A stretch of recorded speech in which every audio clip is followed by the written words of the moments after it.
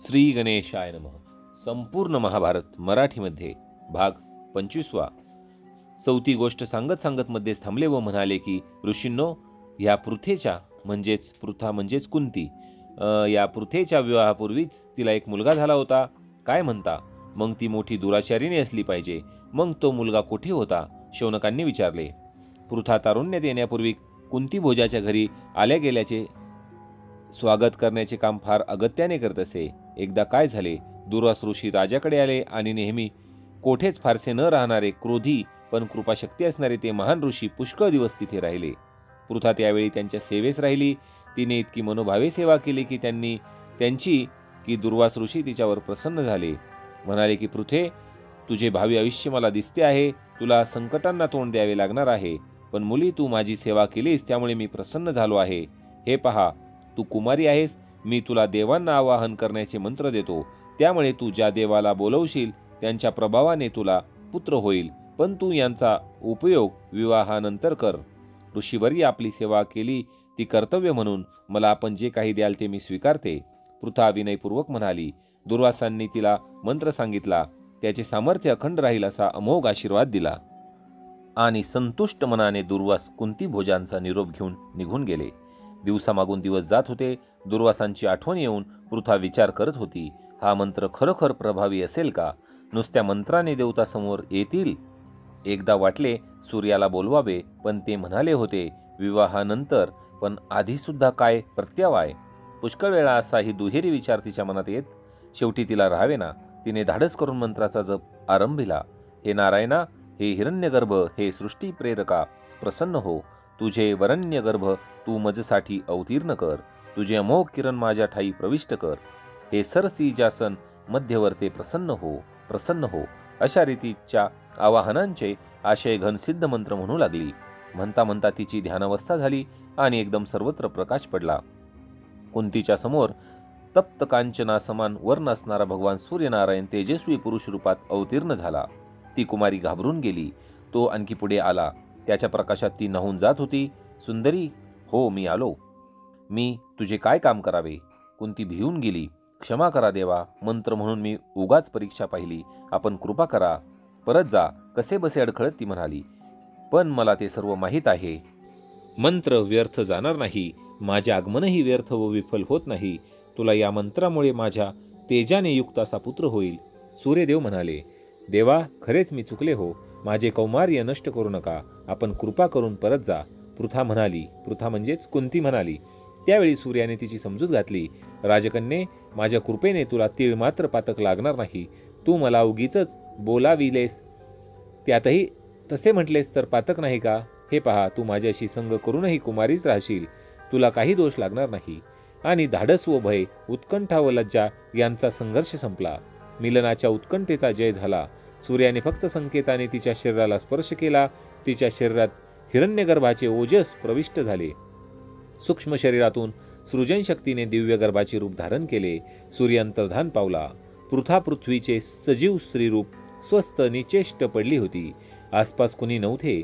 जपाचे पर्यवसान ध्यानावस्थेत झाले होते व तिथून पुढे मग सूर्यदेवतेचे दर्शन झाले आणि सारे काही आठवताच पृथा रोमांचित झाली. ती पटकन उठून बसली. आज असे काय घडले हे पृथेला वारंवार अननुभूत आनंद होत होता. झालेली गोष्ट अत्यंत गुप्त होती. तेव्हापासून तिने कुंती भोजाची अनुज्ञा घेऊन एकांतवास पत्करला आणि पुढे कवच व कुंडले धारण केलेला एक तेजस्वी बालक तिच्या उदरी जन्माला आला. कुंतीने गुप्तपणे तो बालक एका पेटीत घालून नदीत सोडून दिला. ऋषीजन हो, कुंतीला असा एक कुमारिका अवस्थेत झालेला पुत्र होता, पण तिचे कौमार्य मात्र पुन्हा अबाधित राहिले. सूर्याच्या कृपेने आणि ही गोष्ट कुंतीच्या अंतरंगात लपून राहिली. पण तो मुलगा पुढे अधिरथ नावाच्या सुताला सापडला व त्याची पत्नी राधा व तो सूत यांनी त्याचे प्रेमाने संगोपन केले. तो पुत्र पुढे सूर्य उपासक झाला. त्याच्या अंगावर जे कवच होते ते अंगाबरोबरच वाढत होते. ती कुंडले झगमगत होती. सुताने त्या मुलाला मानाने वागविले व वाढवले. तोच वसुसेन नावाने व पुढे कर्ण नावाने म्हणून प्रख्यात झाला. आता ऐका पांडूची गोष्ट. कुंतीने स्वयंवरात पांडूलाच माळ घातली. भीष्माच्या मनासारखे घडून आले होते. पांडूचा विवाह मोठ्या थाटानेच झाला आणि पांडूचा दुसरा विवाह मद्र देशाचा राजा शल्यवाहिक याची भगिनी माद्री हिच्याशी घडवून आणला.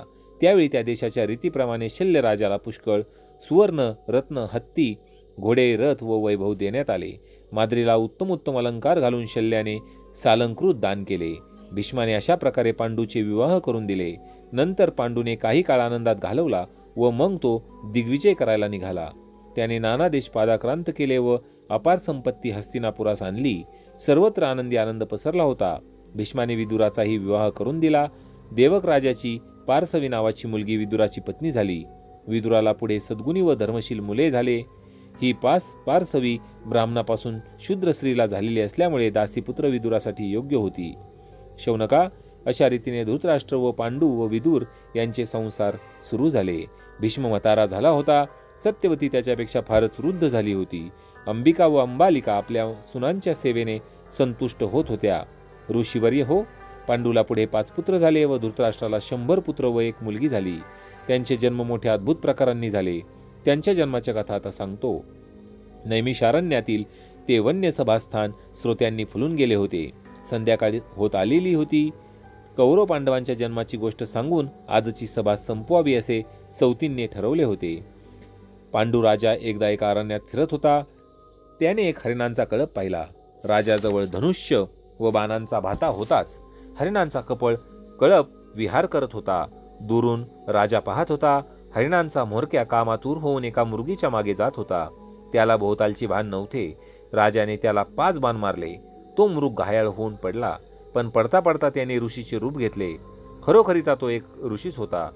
त्याला स्वतःच्या रूपात कामवासना पूर्ण करायची लाज वाटली म्हणून त्याने मृग रूप धारण केले होते. तो विवळत पडला होता. आपल्या हातून हे घोर कर्म झाले हे पाहून पांडूला पश्चाताप झाला. त्याने धावत जाऊन त्या ऋषीची सेवा करण्याचा प्रयत्न केला. पण तो ऋषी म्हणाला, राजा, मी आता मरणार. हे बाण कशाला काढतोस? मी या आनंदात असताना तू मारलेस. तुला जरा सुद्धा विवेक नाही. अशा वेळी कोणी कोणाचा घात करू नये. तू पण स्वतःच्या पत्नीशी क्रीडा करायला गेलास तर मरशील. हा माझा तुला शाप आहे. ती पत्नीच सहगमन करील तुझ्याबरोबर. हा शाप आहे तुला. मी आता मरणार. अरे परमेश्वरा, मीही असा शूद्र प्राण्याच्या रूपात का बरे आपला अधपात करून घेतला? तपाचा दुरुपयोग केला. पशु नसून पशु झालो. माझा असा मरणकाळ आला. त्याला कारण ही कामवासनाच होय. मला किंदम म्हणतात, पण माझ्या अंगी शमदम नाहीत. राजा, मी जातो. ऋषीने प्राण सोडले. 5 बाणांनी तो विद्ध झाला होता. पण पंचबाण जो मदन, त्यानेच तर तो आधी विद्ध झाला होता. हरणांचा कळप केव्हा दृष्टीआड झाला होता. रम्य दिसणारी सृष्टी राजाला जणू शाप देत होती. राजा, माझ्या कार्यात तू ढवळाढवळ करू नकोस. भोग आता कर्माची फळं. एकटा होता पांडू आणि त्याचे पश्चातापाचे विचार होते. त्याचबरोबर त्याचं मन एकदम विटले. ऐन तारुण्यात त्याच्या मनाची उभारीच मोडली होती. तो नगरीत आला, स्वगृही आला. कुंतीला व माद्रीला तोंड कसे दाखवू असे त्याला झाले. पण त्याच्या व्यथेची जाणीव त्या दोघींना झालीच. त्यांनी प्रेमाने चौकशी केली, पण पंडूराजा काही उत्तर देईना. त्यांनी इतर विषय बोलून टाळाटाळ केली. कुंतीने मात्र विचारले, नाथ, त्या दिवशी वनात गेला होतात तेव्हापासून वृत्ती अशी खिन्न का आहे? मला सांगा. तुम्ही सांगेपर्यंत मी अन्नच घेणार नाही. प्रिये, राजा कसेबसे बोलला. कुंती, एका ऋषीने मला शाप दिला आहे आणि पांडूने कुंतीला ते सर्वच सांगितले. किती दिवस गुप्त ठेवणार होता तो? अशा प्रकारे श्रोत्यो, आता पुढे नेमकी काय कथा आहे, कशा प्रकारे आता पांडूला मुले होणार आहेत, कुंती आणि माद्री नेमके काय करणार आहेत, याविषयीची सविस्तर कथा आपण भाग 26 मध्ये पाहूयात. धन्यवाद.